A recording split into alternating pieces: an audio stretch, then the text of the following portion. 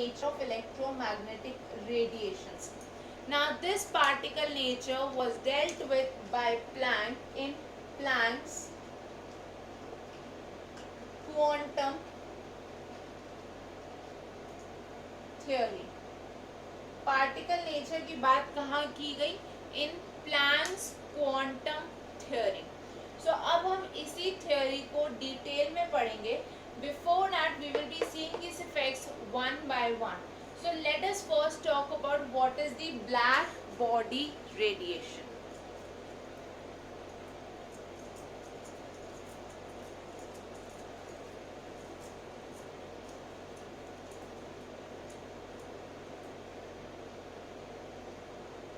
सो हम बात करते हैं about the black body radiation.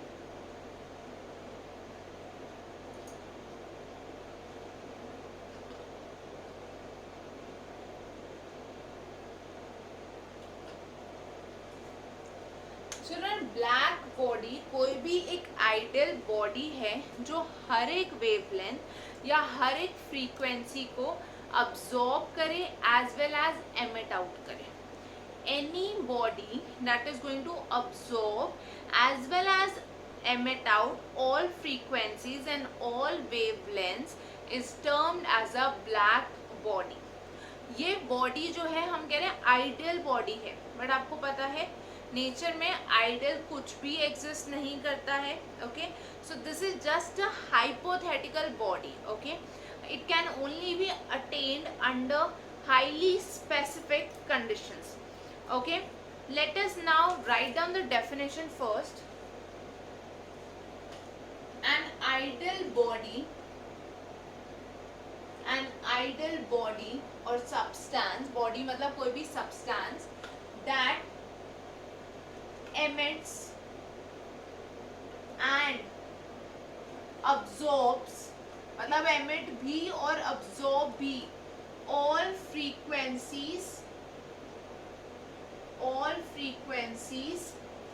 and wavelengths. हर एक वेवलेंथ या फ्रीक्वेंसी को वो अब्सॉर्ब भी करे और एमिट आउट भी करे. So such a body would be known as a black body. Children, एक सिंपल सा एग्जांपल ले लेते हैं. हमारे पास क्या है? एक आयरन रॉड है. ठीक है, आयरन रॉड को जब हम हीट करेंगे धीरे धीरे क्या होगा, जो आयरन मेटल सिल्वर कलर का था दैट चेंजेस इनटू रेड. पहले उसका कलर होता है रेड, फिर ये रेड से जब आप इसको और ज्यादा देर तक हीट करते हो it changes into bright orange. पहले रेड था, रेड से गया ब्राइट ऑरेंज पे, ब्राइट ऑरेंज से ये फर्दर चेंज होता है on continuous heating to blue. So जो आयरन रॉड सिल्वर कलर की थी that undergoes a transition of colour changes when it is heated at different temperatures. पहले रेड, फिर bright orange and then finally blue. So now if you all remember VIBGYOR, जो मैंने last class में discuss किया था, ठीक है, यहाँ पे आपको पता है on moving from the violet region to the red region in the visible spectrum the wavelength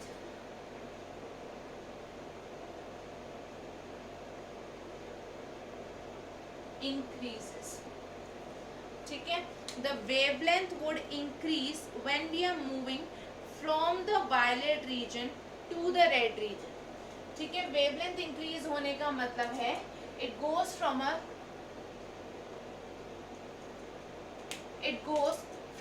higher wavelength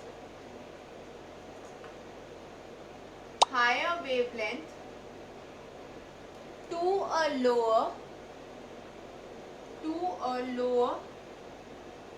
wavelength. Higher wavelength से वो लोअर वेवलेंथ की तरफ जा रहे हैं. ठीक है, और I can say that it is going from a lower frequency because they are inversely related. अभी हमने ऑलरेडी देखा भी, lower frequency to a higher frequency.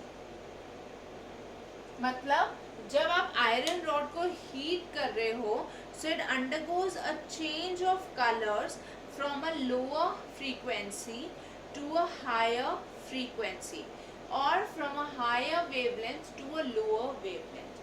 Now children, अब ये जो phenomena आप observe कर रहे हो, according to this there is a change of colors. That means different region में wavelength absorb हो रही है.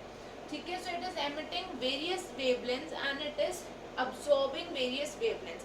That is why we can see that the trend is there, और we can say कि कलर में बहुत सारे चेंजेस हो रहे हैं थ्रू आउट. मतलब यहाँ पे कोई एक पर्टिकुलर वेवलेंथ या फ्रीक्वेंसी की अब्जॉर्प्शन एमिशन नहीं है, but it is a wide range. Okay, so we can से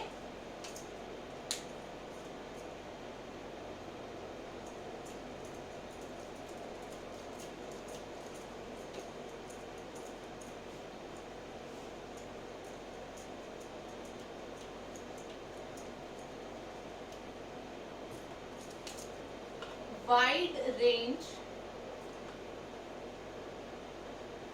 of frequencies or wavelengths are being absorbed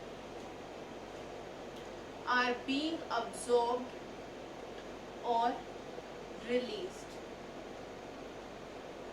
ठीक है, और emitted. Better word is emitted. एक बहुत ज्यादा वाइड रेंज में फ्रीक्वेंसीज अब्सॉर्ब हो रही हैं और emitted हो रही हैं during the entire change from the red colour to the blue colour. So children, इसका मतलब ये है, if I talk in terms of classical mechanics, okay, अगर मैं क्लासिकल मैकेनिक्स की टर्म्स में बात करूँ, so what is going to happen, जो एनर्जी एमिट होती है या अब्जॉर्ब होती है वो डिसकॉन्टिन्यूसली होती है. बेसिकली अगर कोई भी एक वेव है तो उसकी सेम वेवलेंथ रहेगी through out. Okay, a wave will not be changing it's wavelength through out it's cycle. उसकी वेव सेम है. तो अगर मैं इसको क्लासिकल मैकेनिक्स की टर्म में बोलूँ, दैट मीन्स यहाँ पे जो एमिशन है या जो ब्लैक बॉडी है वो लाइट को अब्जॉर्ब और एमिट पार्टिकल फॉर्म में करी है, मतलब डिसकॉन्टिन्यूस फॉर्म में करी है, not in a continuous form. So the absorption and emission is in a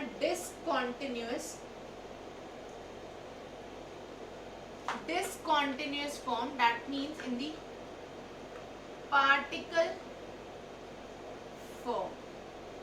discontinuous या पार्टिकल फॉर्म में ये लाइट एमिट एंड अब्सॉर्ब होगी. नाउ ऑलवेज रिमेंबर, ये जो लाइट एमिट और अब्सॉर्ब हो रही है, इसकी जो इंटेंसिटी है that will be dependent upon the temperature. Higher temperature पे इंटेंसिटी ज़्यादा होगी. ओके, सो दिस इंटेंसिटी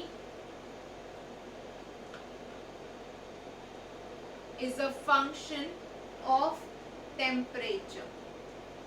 जब टेम्परेचर ज़्यादा होगा तो ये जो लाइट एमिट आउट होगी इसकी इंटेंसिटी भी ज़्यादा हो जाएगी. So children, this was about the black body radiation. ऐसी किसी भी ब्लैक बॉडी से जो रेडिएशन एमिट आउट हो रही है पार्टिकल फॉर्म में, उसको हम बोल रहे हैं ब्लैक बॉडी रेडिएशन. ये फिनोमेना वेव नेचर से एक्सप्लेन या जस्टिफाई नहीं हो पाया था. That is why this form or the particle nature was considered. Now let us see what is the photoelectric effect.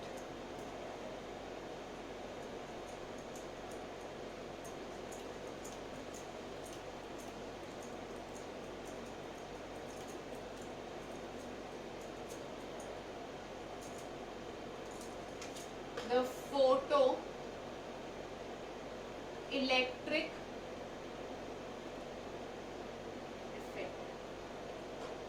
Children, this is a very very simple phenomena, but कुछ students confuse हो जाते हैं because they don't pay attention and they don't practice much. So you don't have to make that mistake. आपको इसको ध्यान से सुनना है, अटेंटिवली सुनना है, और जितने क्वेश्चंस इसमें आपको मिलते हैं you have to practice those.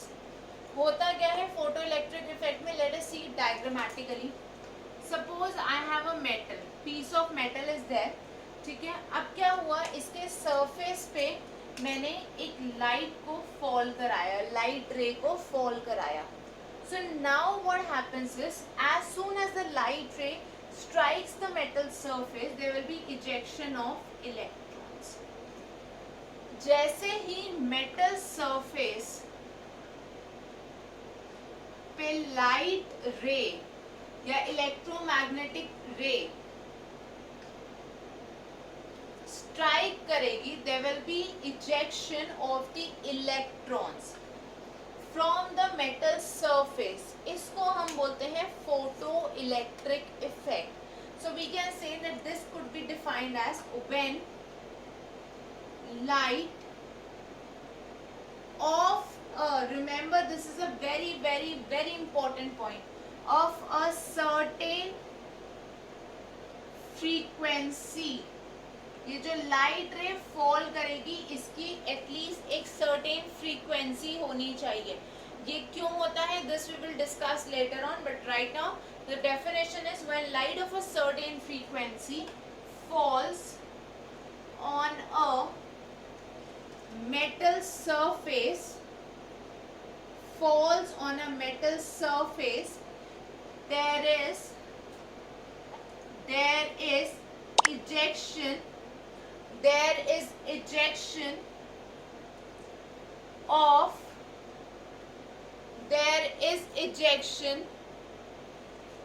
of electrons from its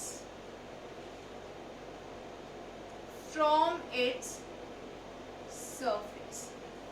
okay, ये होता है फोटो इलेक्ट्रिक इफेक्ट। इसको हम ज़्यादा डिटेल में डिस्कस करेंगे in the next class. Okay, so that's all for today, see you all in the next class. Thank you everyone, take care, bye bye.